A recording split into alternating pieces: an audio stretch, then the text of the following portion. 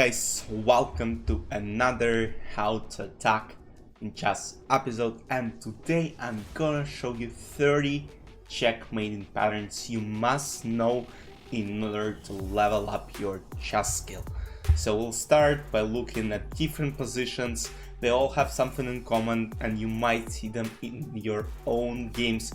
Hopefully that helps. Let's start by looking at the first position. Don't really pay too much attention to, let's say, white king. Just look at this side of the board to the right and what checkmates do we have in this specific example. Of course, bishop g6, king g8, king h7, king f8, queen f7 is one of them. And another way to checkmate here is actually, bring the bishop somewhere, let's say on this diagonal, and then after king g8, bishop b3, and the same will work with bishop f5, e4, d3, c2, and then just go and checkmate from this diagonal. So the following position, we have pawn, rook, and knight, and again we have two different checkmates, and it all depends on where black play in the following position. If king h8, rook h7, knight blocks g8 square and rook is attacking from this side, and if king f8, e8 square is blocked, g8 square is locked, this rook is protected by a pawn and it is a checkmate. The following position is actually very interesting because with two knights, as most of you know, you can't really checkmate, and this position cannot be forced. But alright, we made this as as an example, and here after knight e6, let's say some Zugzwang position happens, black promoted to a queen and knight e6 is a checkmate. Basically this knight is taking those two squares, basically this, and this knight is taking this and this, and king is basically covering e8, e7 square, and king is in a checkmate position. And one of the most favorites, one of the most common back rank checkmate, of course, you always gotta pay attention. That's why, somewhere try to create some space for your king, play g6, f6, or h6. In most positions it will be either g6 or h6 just to create space so that those back rank checkmates don't really chase you.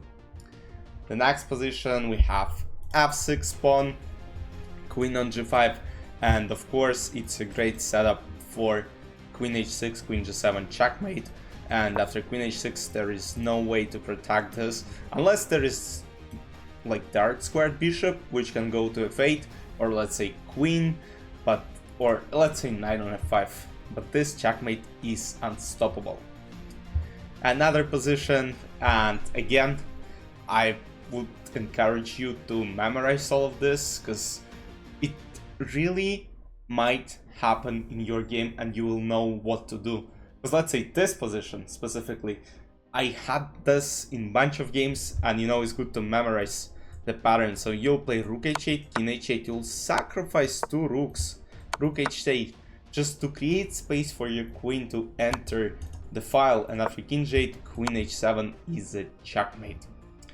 Another position, and again pawn on g6, covering absolutely everything, trying to basically cover the escape squares for black king, and here queen h5 is played and there is no escape from queen h7, h8 checkmate because bishop is7. Basically, unfortunately here bishop covers escape square e7 and queen h8 is a checkmate. Another position, rook and king and f7 pawn. So here again it all depends on how black respond. Let's say f6, there is queen h7 checkmate. If black tried to go this way, queen h6, this queen h8 checkmate. And one more is basically, rook b8, rook e8, queen h8 will be a checkmate as well.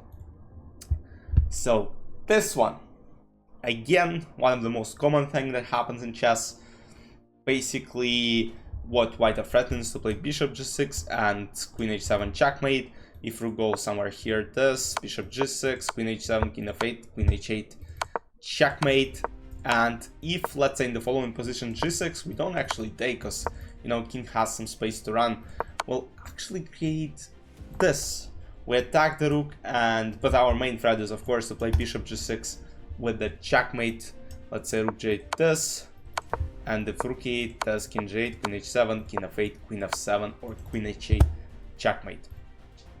And your favorite one, or some of you it's not favorite, but I mean this is the funniest, smothered checkmate.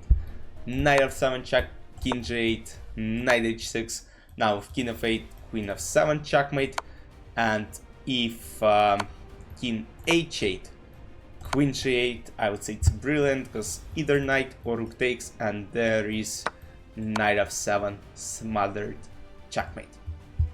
The following position can occur, let's say after some bishop sacrifice, you go queen h5 afterwards, and there is no, it's called Krakow position, when you sacrifice bishop on h7, then you go queen h5 and threaten queen h7 and this checkmate.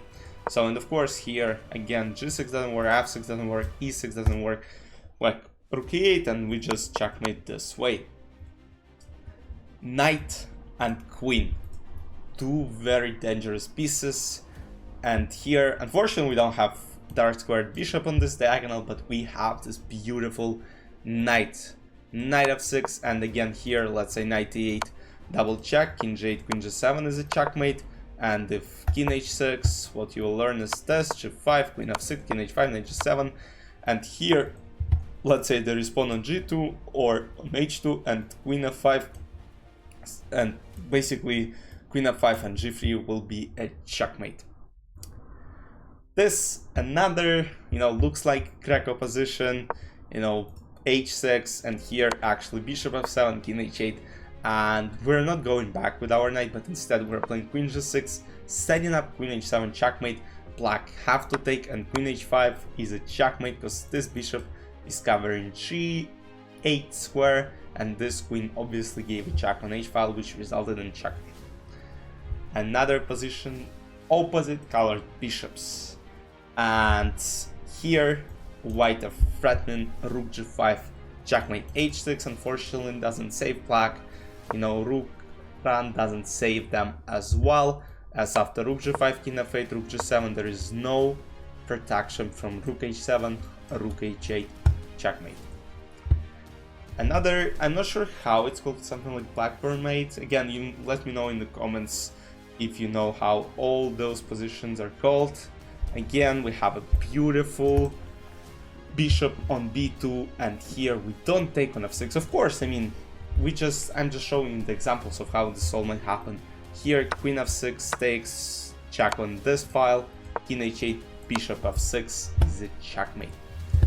This one, again, we have bishop and rook rook g7, king h8, rook f7, king g8, rook g7, king h8, and rook g2, only move rook f6, bishop f6, checkmate. Rook and knight, another disastrous combination of pieces, which in most cases results in the most insane checkmates. Here rook d8, king f7, rook f8, or king h7, rook h8, checkmate. Again, knight and rook, and again another rook. This one is very pretty, I had it multiple times. Knight e7, king h8, and now try to solve the problem here. Obviously, we played knight e7 for a reason. We're covering g6 and we're covering g8 square. And now we just need to remove the last defender of h-file by playing rook h7, king h7, and rook h5, checkmate. Here again, we had the same position before, but now it's a bit different as we have rook on a1. And if black tried to defend g7 square, unfortunately for them, there is h-file open, and queen h7, king h7, rook h1 results in checkmate, as this king has nowhere to go. If pawn was on g5, alright then, king goes to g6, and black actually win, but unfortunately these pawns are actually blocking all the way, and white win the game. Here, again, very popular checkmate setup. Rook g7, king h8, rook h7, king g8, rook g7, checkmate. Here, both rooks are actually covering good escape squares for the king, and queen is basically taking all the squares, and this is a checkmate. And another position where rooks are bad coordinated, and unfortunately for both of them, they just, harm their king and white checkmate again. And in following position, it's actually a pawn checkmate, because here g6, and here of course rook g8, queen h7, but bishop g8, looks like this square is covered, white have nothing to do, but no, g7 is a checkmate. Bishop and knight can be very dangerous as well, and I'm not sure if you follow my channel closely, but few weeks ago I played against American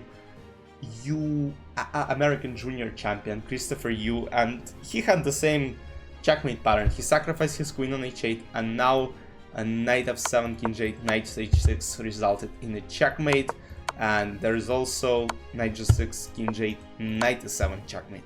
So I mean, those tactical patterns happen in the actual game, so it's very important, that you know where to move the pieces in those positions. It's just as easy as that. The more you know, the better. The following position is bishop checkmates. Bishop e6 covering g8 square, d4, bishop h2, threatening bishop e5, and there is no escape, and next move is a checkmate. And we're coming to some games and some nice combinations. In this position, bishop on f5 is covering b1, and we have beautiful queen sacrifice, which is of course brilliant, because after b takes e3, bishop a3 is a checkmate. And again, another bishop and rook can work together as well, as here rook g7, king h8. And what checks do we have? Unfortunately, we don't have rook f7 because rook b2 with a check, and black will end up winning the game. But instead we check from this side, and after king g8, rook g1 is a checkmate. This king has nowhere to go. Bishop g2, rook g2, checkmate. And Legal's mate, one of the most popular ones. Black played g6, and unfortunately for them, knight f5 comes with the power. Of course, it's brilliant, because after bishop d1, oh no, my queen moment, bishop f7, king e7, knight d5, checkmate. And let me show you a couple of games. e4, e5, knight f3, knight c6, bishop e5, knight d4. Again, this is some, traps, e5, d5, bishop b3, bishop g4, f3, knight e4, trying to sacrifice everything, castle, d3, and here white decided to take on g4, which was a final and crucial mistake. After bishop c5, king h1, skittish on g3, 8 takes g3, queen g5, threatening queen h6 checkmate, because this bishop is covering here, this queen will basically check on this file and end the game. So that's very important to know all of this. Rook f5, and again brilliant h5, and the idea is that after rook g5 takes, I'll show you, for those of you who can calculate, rook h5 is a checkmate, and game finished like g takes h5, queen f5, g4, queen f2, and queen h4 checkmate is almost unstoppable. And again, another game, and this time in Caro-Kann. D takes e5, bishop d2, queen f5. This is actually a famous game because after knight e4 that black played, there is actually queen d8, king d8, bishop g5, and king c7, bishop d8 checkmate, and if king goes here, rook d8 is a checkmate. And the last pattern for today, queen h1, threatening h7, h5, queen h5. And if you say, oh, that never will happen in the game, this exact position happened in the game between Daniel Dubov and Michal Serin, so don't say anything to me. Those positions happen. After g takes h5, bishop h7 is a checkmate. There were actually 31 checkmate patterns, but at least, I hope you enjoyed. I hope you learned something new. Let me know in the comments your feedback, if it was useful, if it wasn't. I mean, it's very useful. Just, chess is about memorization. The more you know, the more positions you know, the better player you will be. It all comes down with experience. So stay tuned for the next lessons. I'll see you very soon. Bye bye.